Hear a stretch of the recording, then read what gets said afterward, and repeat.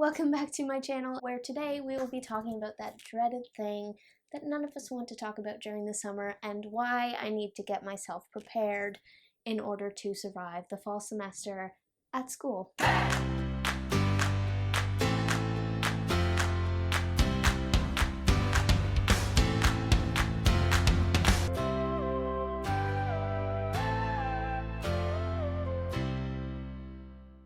So as is the case for all of us writers or aspiring authors who are also students, school is a part of the equation and it kind of has to coexist with the writer life whether we like it or not. I know for me, I would always just rather be writing, and I mean, some of the time I spent in high school was spent writing, whether it should have been or not.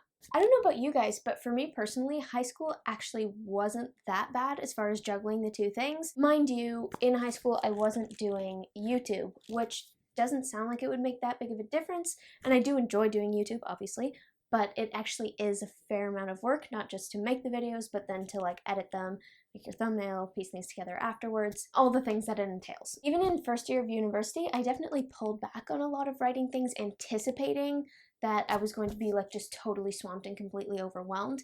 Things were a little bit weird. We were at home, it was online because of COVID, so I think I maybe didn't get the best taste of what university would be like. I pulled back a lot, thinking that it was going to totally overwhelm me. I took a break from YouTube partway through the year. I think I even set some of my writing or editing projects on hold, and all the while I used school as like an excuse to take a break from things, which in hindsight, I now realize that I probably could have done more if I just pushed myself and made more time for writing related things. But at the time and with the headspace that I was in, I think I just wanted an excuse to not do as much writing stuff. It was kind of overwhelming me. Not proud of it, but there it is. Even with 1 year under my belt though, I'm still pretty nervous about the fall. The workload will probably be harder. I will still have YouTube on the go, and I don't want to stop just because I'm in school. I've already tried that. I mean, obviously I might have to pull back a bit and not post as often, but I'd like to do more live streams because those don't really require any prep or editing afterwards, plus live streams are just fun. The point is that I don't want to stop altogether. I have the blog going, which to me is like one of the most important things that I have going, so I absolutely do not want to stop that. I have a project that I'm working on querying right now, which, side note, I know that that's going to be the one that is in the most danger of falling through the cracks, because that is what I enjoy the least. I don't know what it is about the querying process. I think it just brings out all of my doubts and insecurities about my writing, so it's not like a pleasant experience for me. Because of that, I think I'm going to be tempted to use school as an excuse to sort of procrastinate on that. Oh, I didn't have time, so I'll just not query. No, do not let me do that. I don't want to do that. Even if I do want to do it, I don't want to do it.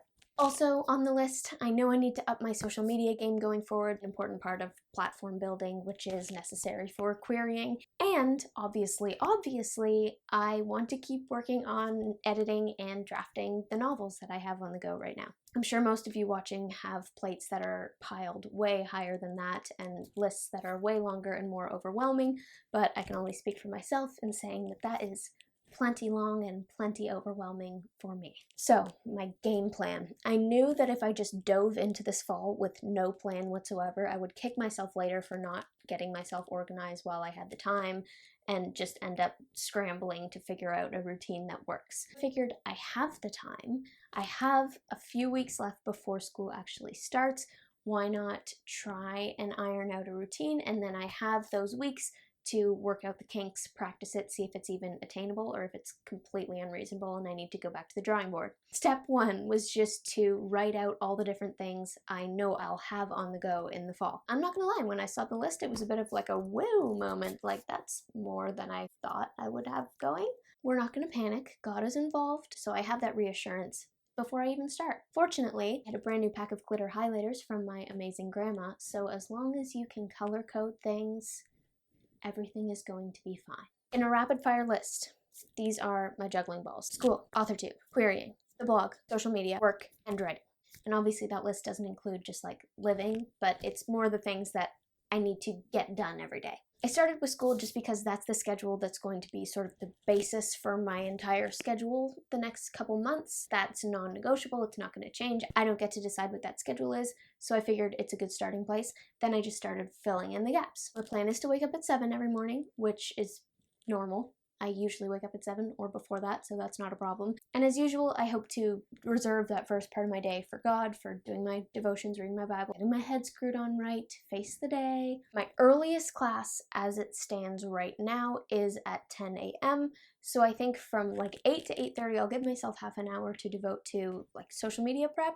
I want to try preparing my posts in the morning so that when that optimal posting time comes in the afternoon, I already have my post prepped and I can just click share, keeping it simple. I have a little bit of a plan of what I want my social media feed to look like going forward, what posts I kind of want to do. Some days I'll do that, and then some days I'll just devote that half an hour to like connecting with people and engaging with people on Instagram, which is also important. If it's a blog day, that leaves me like roughly an hour before I have to leave for school to write and post a blog, which is totally doable. Most of the time it doesn't take me more than an hour, but maybe like don't expect C.S. Lewis level blog posts during that time. Just a heads up.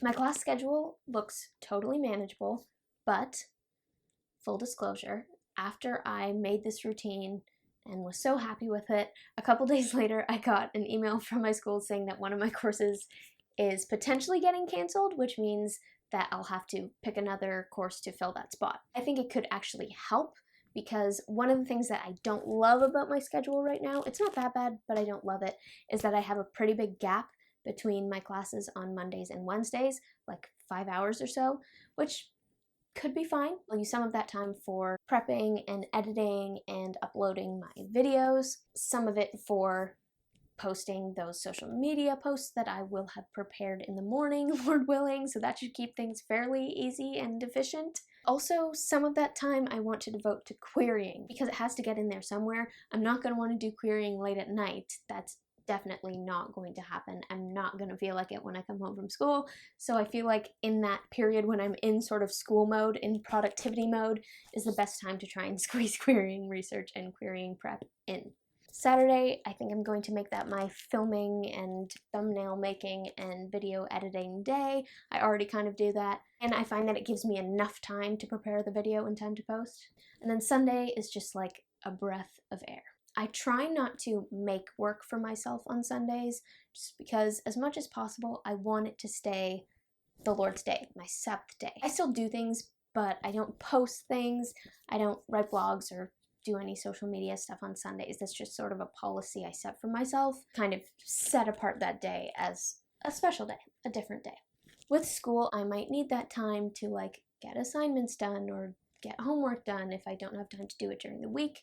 And I have struggled with that, like kind of feeling guilty about doing schoolwork on that day. I don't know if anyone else is in the same boat, but the conclusion that I've kind of come to and the conviction that I have is that God totally understands my situation. He understands that this is just for a season of my life, and I purposely try not to just make work for myself on Sunday or like reserve work for Sunday. What I try to do, and I guess my advice to myself and to you guys, is to find a way to set that day apart from the other days. To not let it just be like, oh, another work day. First and foremost, it should be God's. Find a way to make worship and praising God and rest in some capacity. Make sure you rest a part of that Sunday.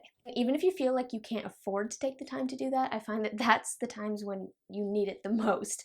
And it can make such a big difference when you actually do just like set stuff aside, even though it sort of like freaks you out a little bit, and give yourself that day to just get your focus back where it belongs. I've actually found that it can boost productivity in the long run. So mapping out my routine did make me feel a lot better. It looks fairly manageable, on paper at least, and I've been trying it out. Not super strictly, but strictly enough that I'm getting a feel for it, and I think it should be okay. I know that once the semester starts, it'll all be up in the air, nothing is set in stone, and nothing ever goes exactly the way we planned it, but I do feel good about being somewhat proactive. Oh, duh, okay, yes, I need to acknowledge that I did make myself time to actually write and work on my novel projects. I said that would happen in the evenings. I said around 8, but it'll probably be later than that, more like 10. I'm a night owl, especially when it comes to writing. That's just when I'm most motivated to write. I would like to do more live streams because I feel like that would be a great way to almost hold myself accountable. If I do a live stream, that means that I can't get distracted by other things. So I think that could help me to stay productive with writing and not just let it fall to the wayside. Plus, live streams are just fun and I'd like to do more of them anyway. There was one more thing that I wanted to clarify before I wrap up the video, and that is when I talk about social media, I'm not talking about just like randomly posting or like scrolling through Instagram. That's not really me. Honestly, I'd rather like not be on social media at all, but Instagram does have a lot of upsides, and one of those is that agents and publishers look for your platform of social media before they really consider working with you. So it's kind of important to be active on at least some platforms, making connections and engaging with people and just being a part of that community. So that's what I'm talking about when I refer to posting. It's like book or writer related things for the writer community or the book community, or just people like you who are awesome and are interested in some of the awesome things that I am interested in. As part of this whole planning session, I actually mapped out a more solid outline for what I want my social media to look like going forward, and something that's been on my list for a while. So check. I do feel better about the year ahead, but I know it's going to be challenging. So if anybody would like to offer prayers or advice on how to multitask effectively, I will take them all. And if you are in the same boat and feeling that same sort of like preschool fear that writing is just going to slip through the cracks because you'll be so busy with other things, let me know in the comments and I will send prayers your way. I have faith in our multitasking abilities, mostly in your multitasking abilities, but I have faith that God can do wonderful things with my less than stellar multitasking abilities, so we are going to keep writing. Thank you so much for watching this video, guys. I hope you enjoyed it. Feel free to like and comment and subscribe if you haven't already, because that would just make me super happy. As always, I hope you guys have an awesome day and that you do not forget to spend some time in the clouds today.